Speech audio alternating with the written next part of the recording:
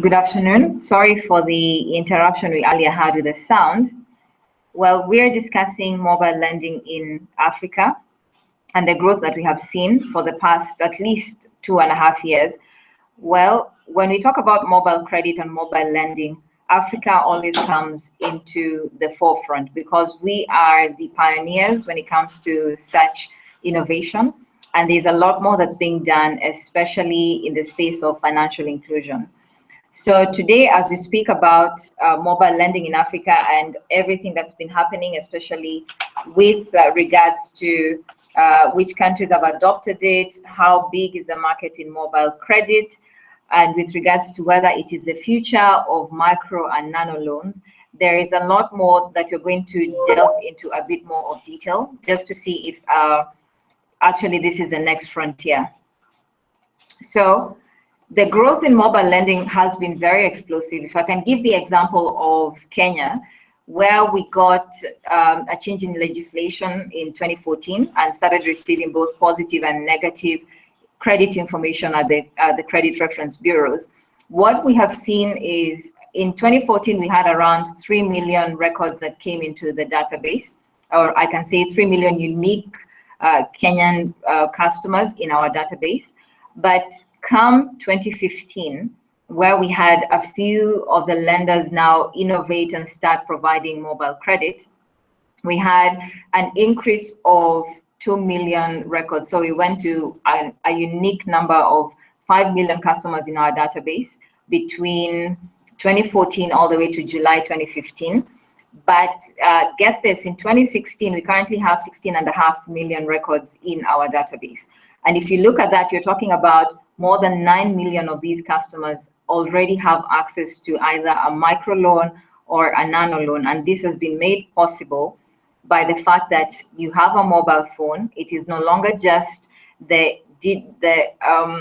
what you would use to make calls and send SMSs and probably just communicate, but it has become a part of our lives. So that is what is used especially for most of the financial transactions in the bottom of the pyramid, and it has also grown into the rest of the pyramid. So you find every sector of various economies in Africa, so long as they embrace the whole infrastructure, the whole, when it comes to legislation, everything to do with mobile credit and as well as mobile banking, creates a whole new sphere to work in. So if we look at which countries have been able to adopt this technology and have been able to run with it to see it make huge differences in the economies, what we can say is the fastest adopters have been especially in the East Africa region. This mainly attributed especially to the East Africa community, you'll find has enabled a bit of interoperability. So if you want to do transactions from Kenya to maybe Tanzania through mobile money, you can be able to do so. But if I can take a step back to still look at the statistics, when it comes to mobile growth in Africa, what we are looking at, 75% of Kenyans now are said to have to be part of the financial inclusion or have access to financial services, and this has largely been driven by mobile. The next country we're looking at in the African space is Uganda with 42%. Then Rwanda has also made huge strides in this space at 40%. And the last one in the top four being Tanzania with 39%. So largely being driven by the East Africa region.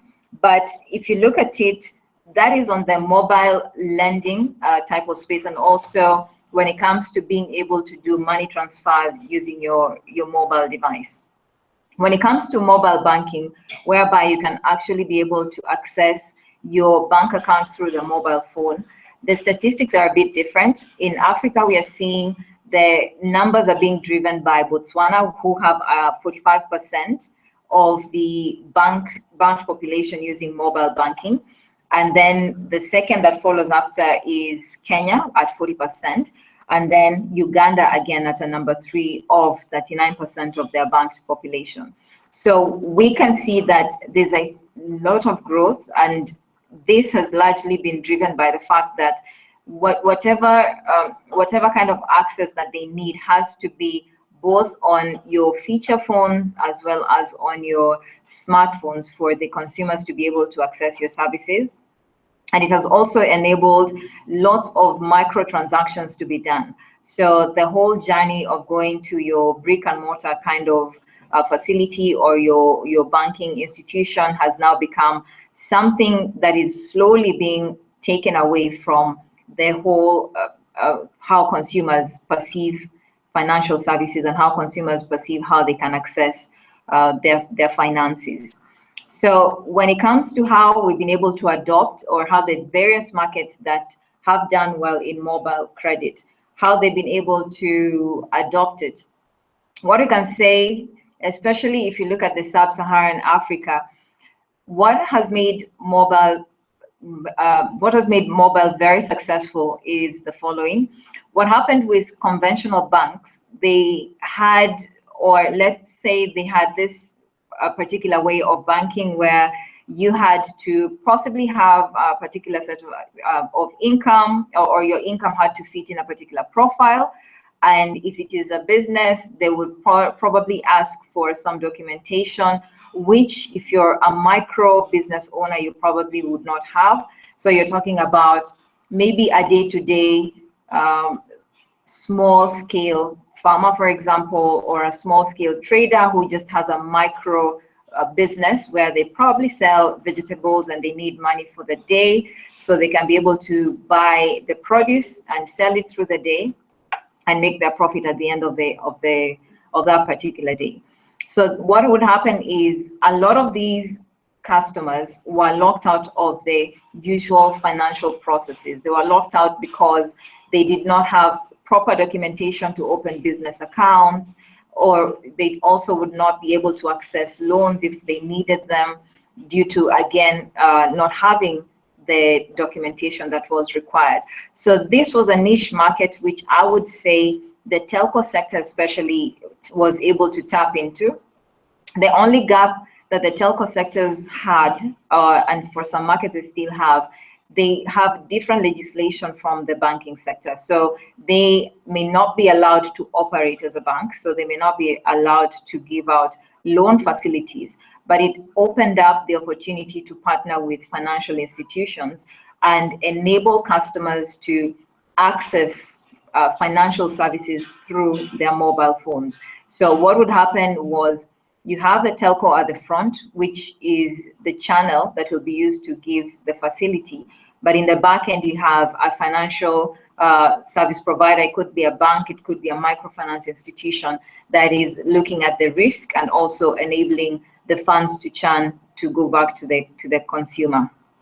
So based on these factors, it actually became apparent that filling this gap where users are able to access short-term facilities, they can be able to access small ticket size credit to be able to just fulfill their daily needs, was no longer an idea, but it became a necessity.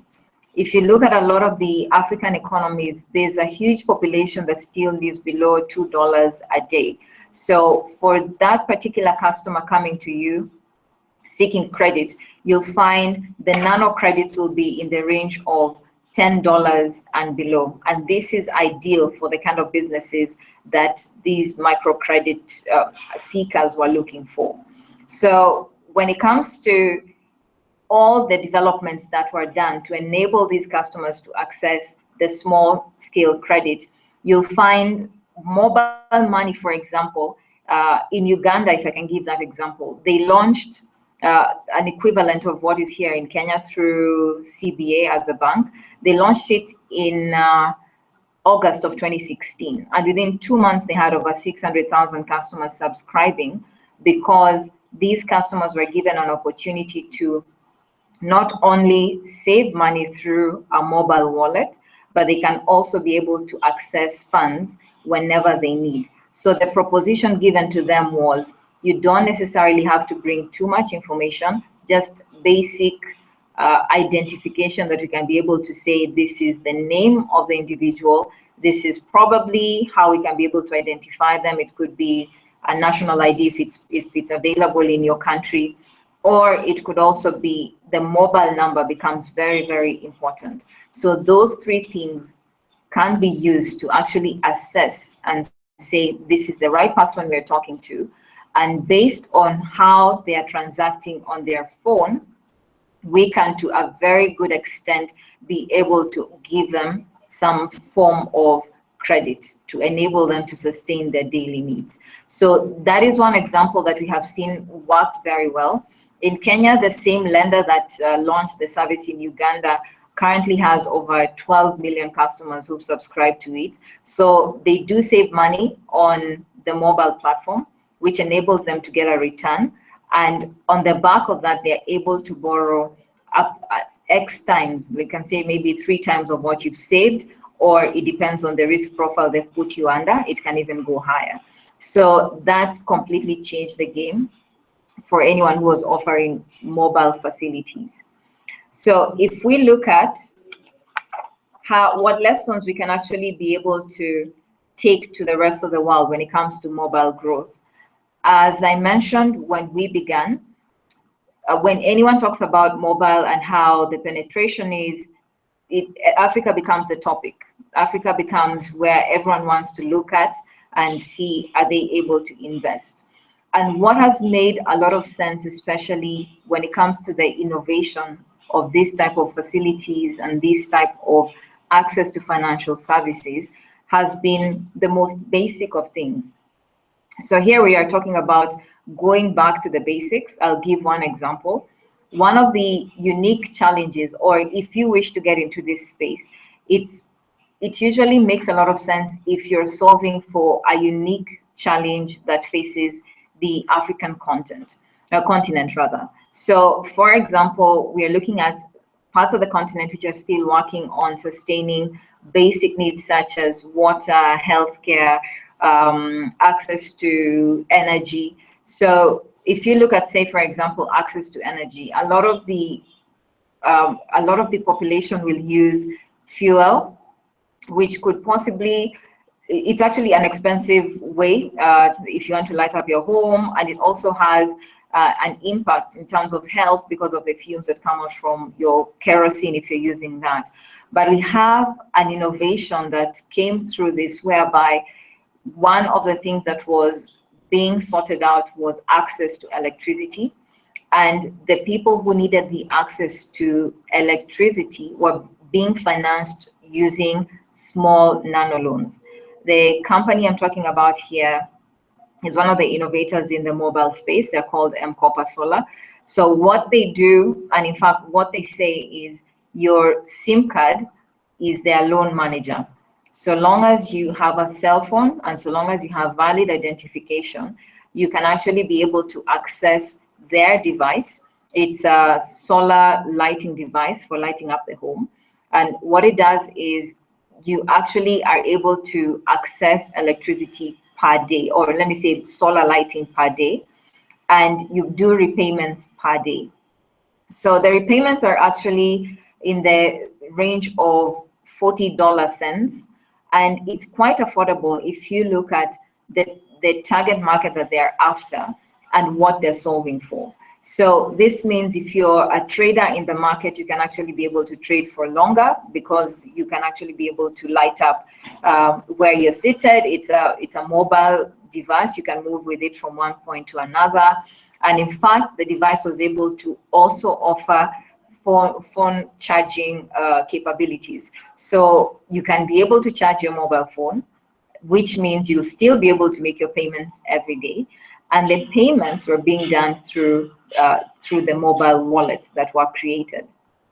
So the interesting thing about it is, in case you're not able to pay the daily repayments, now they start counting the defaults. So you're 1 day past due, 2 days, and they have their own algorithm to check how far along are you as a defaulter.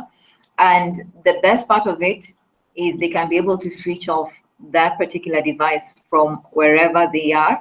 This is where the technology comes in. So they don't necessarily have to come to where you are and pick their device.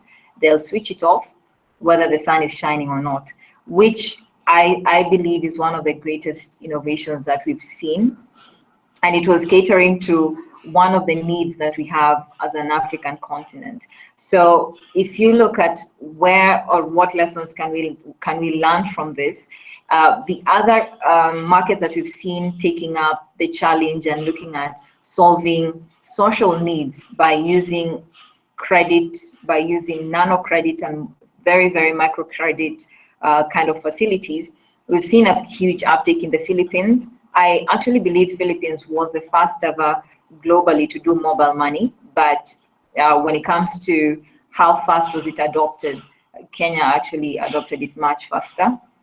We've seen also India looking at various ways to solve for their social needs by offering small-scale credit. So the innovation when it comes to your mobile phone and everything that it can do, where you no longer have to see that individual to know whether they're good for credit or not, is where we're heading to. There's a lot of information you can get. You're talking about, say, for example, if it's phone calls. If someone is applying for a loan using your app, you can be able to tell if they're downloading that app, they can allow you to get some information from there. So you can see if it is phone calls, which type of phone calls do they make and how often, how much airtime do they spend, if it is on data, for example, if it is also on the social space. So there's many factors that you can actually take into account, which enable you to make a very good assessment of that individual and offer them a credit facility. So this we have seen helping in various economies.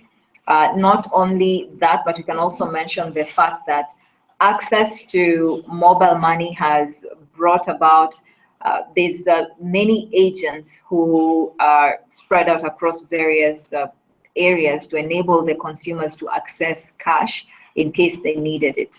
So the agents will work in a way that you don't have to necessarily go to a bank to access cash. You can actually work with these agents. And the agents, if I look at the Africa statistics we were talking about, I think it was more than 400,000 agents that are currently servicing different mobile money customers. And this has created a lot of employment if you look at it in that way. And the fact that for you as a consumer and are using the mobile money space and are probably borrowing on the mobile space, you do get into situations where you can be offered a mobile wallet where you can be able to save, creating a savings culture and also enabling you to make some investment on it. This we have seen actually being a good carrot, or a good way to pull in customers who wish to work on your mobile platform or invest on your mobile platform. The other thing we've seen economically that has really, really helped, especially on mobile money, so long as the legislation is working okay, so long as access to the technology is also working okay, we've seen a lot of merchant payments that have come across. This has also actually enabled more transactions to be done because they are no longer time bound. So you find everything is instant. You don't have to wait for a day or two for maybe a real-time gross settlement to be done. You can actually take money from your bank and pay a merchant immediately.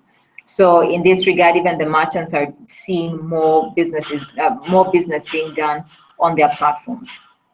Okay, so the other thing that we've seen as an advantage is the reduction on what you'd call the cash in transit costs, because the banks no longer have to invest heavily in having cash in the bank. So if you have an elaborate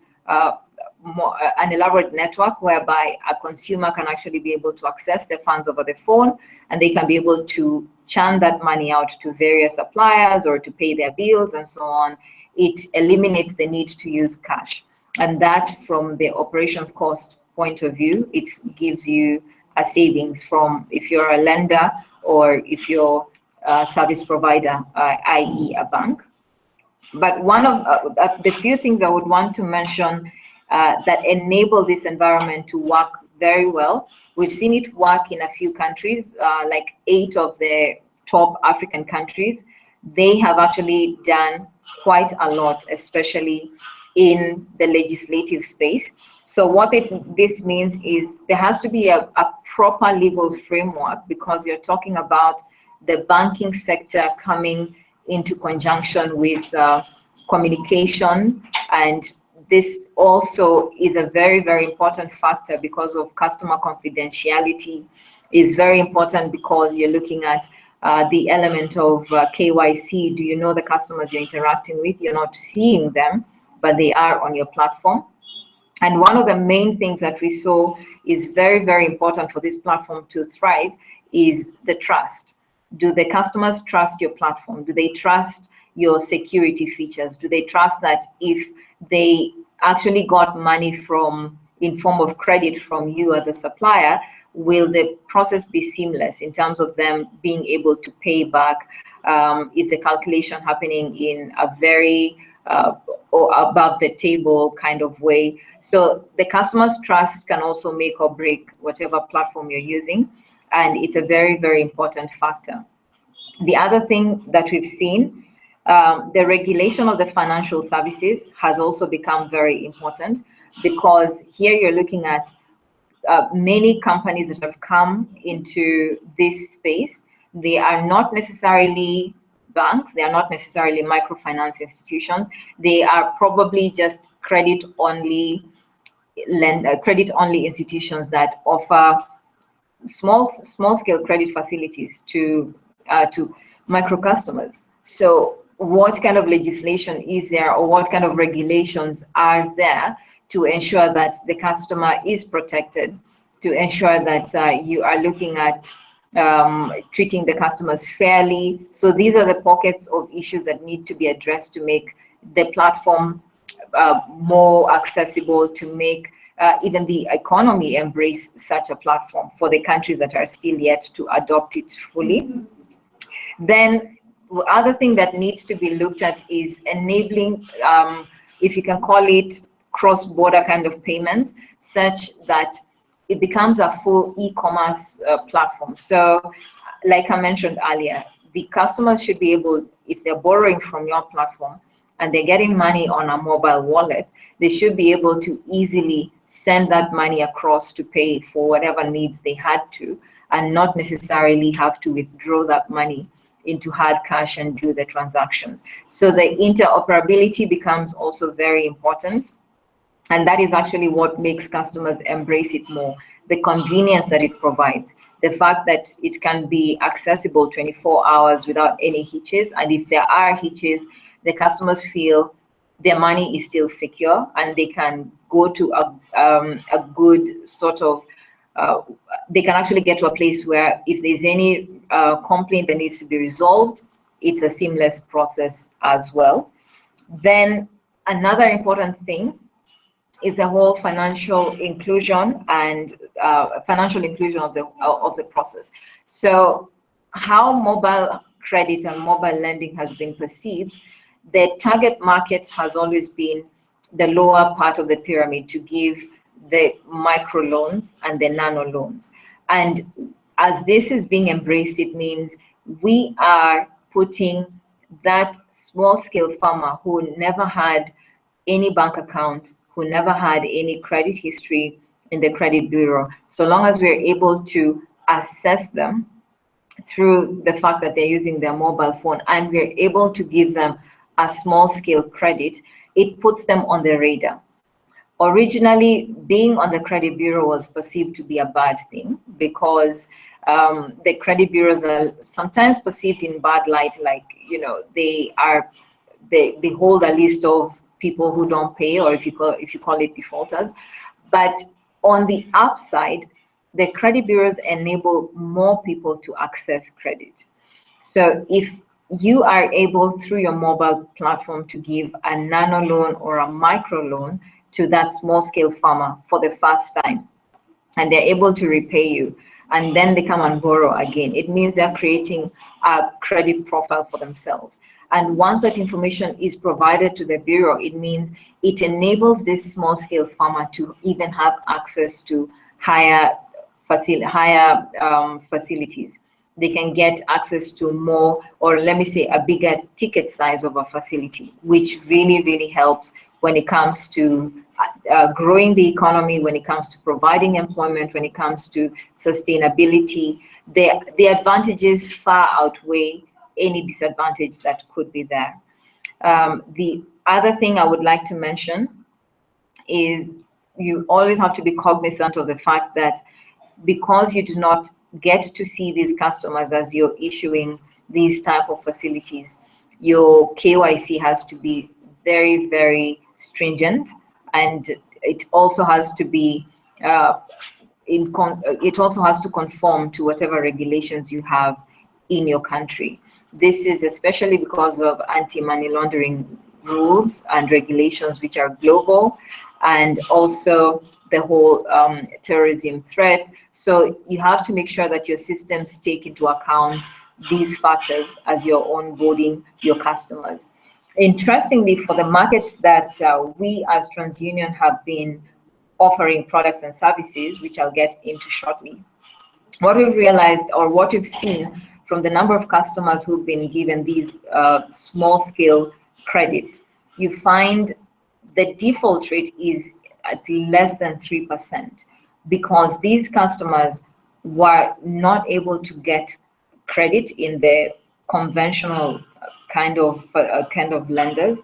But so long as this new lender was willing to look at them and say, yes, I'm willing to give you credit, and these are the terms, and the terms are usually, not, they can be stringent because it depends on your business rules, it depends on your policy rules. You find the micro trader and the small scale farmer, for example, will highly likely pay back, as opposed to someone who is conventional borrower, say probably they're looking for an asset finance and they already know how the system works. They know, I need to make payments even if I cannot. Probably they can look at how can I repay later. Their financial literacy could be much higher. But for the person who is at the bottom of the pyramid, so long as you've given them the opportunity where you're telling them, I'm entrusting you with this money and I expect you to pay back, we've seen 98% paying back faithfully because someone was willing to look at them and to pay attention to them. So that is actually an interesting statistic we've seen in our data. Now, what we currently are doing in this space as TransUnion, we have looked at diversifying in terms of the data that we get. We have some countries where we already get telco data information, and the telco information is very predictive when it comes to mobile loans and mobile credit, because it shows the behavior of how that customer, the behavior of that customer when they are using that device. It also helps a lot, especially if you can get information regarding the device that the customer is using, how many other people are using it, because sometimes you find that device is, if it's being used by numerous people or numerous numbers are being changed, it could be a flag for fraud. So for the countries where we already receive the telco data, we are able to do some sophisticated solutions like fraud prevention, where we give you as a lender the comfort, or we let you know that this particular phone number, this is the user, and this is how many times the SIM card has been changed. Also, based on the data that we receive, we can be able to create predictive models to show this is how the probability of that particular customer defaulting on your facility. The examples I can give, in Rwanda, we already received the telco data. In Kenya, for example, we've seen the data that we've been receiving for the past year and a half that can very, very well predict the repayability of a particular individual on the mobile loans, because we have more than 9 million records, as I mentioned, of such kind of facilities. So, and the density keeps increasing day by day. In a country like Zambia, we've seen the push, interestingly, is coming from the telco sector, where they say, we want to do this.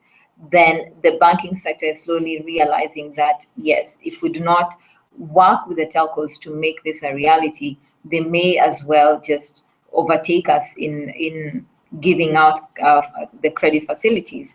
And one of the biggest gaps that they have is especially in the agriculture sector. So the small scale farmers are very scattered all over the country, and to be able to access financial services, the easiest way they can be able to do it is through mobile credit.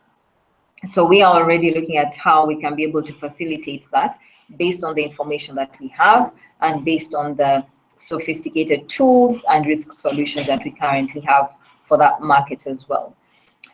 For other jurisdictions, we do have utility information. The payment of utility, be it, say, electricity, for example, or water, or maybe for the middle income, if you're looking at your pay TV, this actually can be able to give a very good picture of how would you pay the small scale facility that you're looking for. These bills that you pay every month, are you willing to pay them, or do you pay do you pay intermittently? That tells a huge story about you. So that kind of information really makes a difference when it comes to predicting. And the beauty about innovation and where we are as a market, or where we are as an economy, or if you look at the different countries in Africa, you find when it comes to data, a few countries have actually adopted the fact that you need to have clean data. So you find even the government bodies are automating processes. They are ensuring that information, especially on key databases, has to be keyed in or has to be electronic.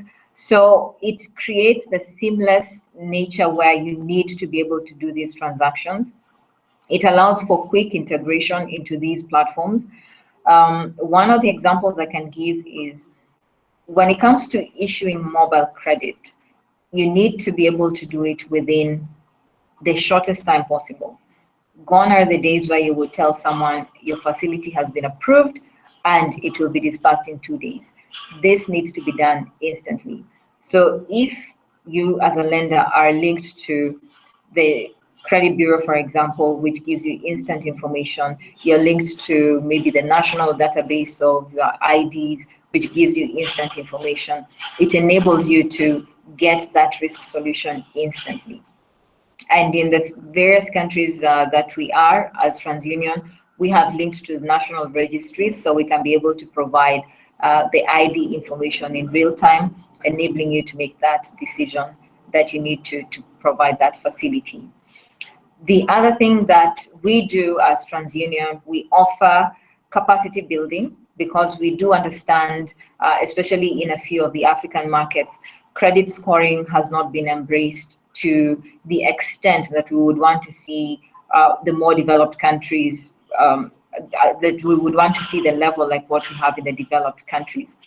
An example is, if you look at South Africa, they've been doing credit scoring for years and years. They've mastered it.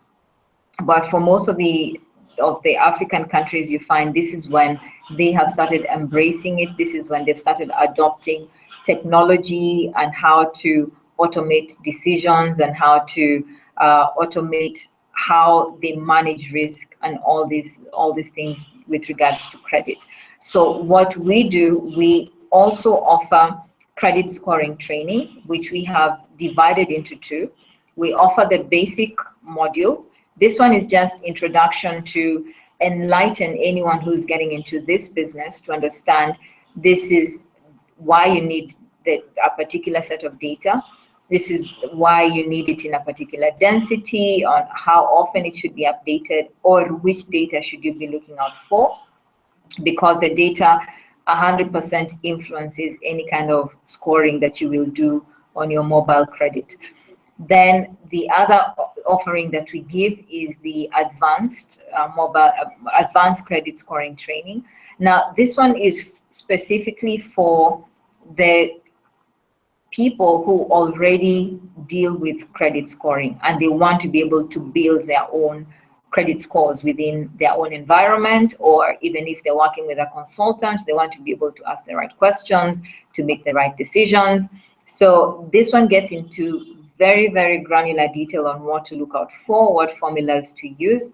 And it actually has proved to be very effective for the classes that we've done in 2016 across Africa. We've seen a lot of we've gotten a lot of good feedback from the people whom we've already trained. And we're now speaking with higher authorities to see, can this actually be scaled up so that people can understand how exactly scoring works and why it is the next frontier when it comes to offering credit. Remember, when it comes to mobile or nano credit, you're talking about making hundreds of thousands or probably tens of thousands of decisions in milliseconds. And these decisions will impact your portfolio. They will impact your book size. They will impact your non-performing loans. So it is prudent to understand the data that you have. It is prudent to understand the scoring methodologies that you're using. And it is also prudent to understand your credit policies as well as the business rules that you will have to adopt to make your systems work. And what I can actually say as we conclude this webinar is, when the lending started, which is, I don't even know when, I'm sure it's been there for as long as life has been in existence. What has happened is we get a lot of information, especially, let me put it as, when credit bureaus started. A lot of people would say, probably no one cares whether I'm alive or not.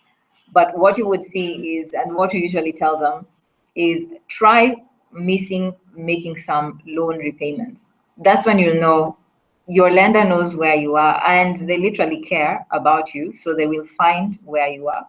And that is where technology has taken us to. That is where mobile access has taken us to.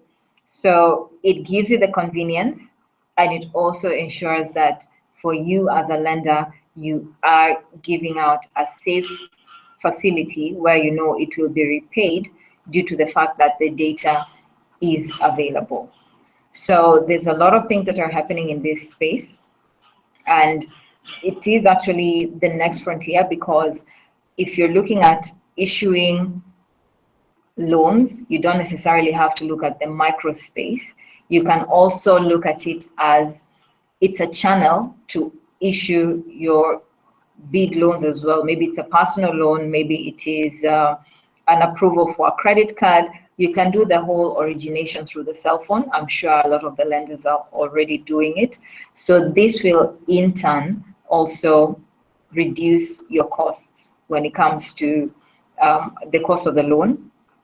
And especially if you're in countries where you have suppressed, or you have interest margins which you cannot cross. So if there are limits that have been capped on the type of interest that you can charge, it just means you have to scale in terms of acquisition, but make sure that the customers that you're bringing into your portfolio, be it through the cell phone or any other means, are good customers.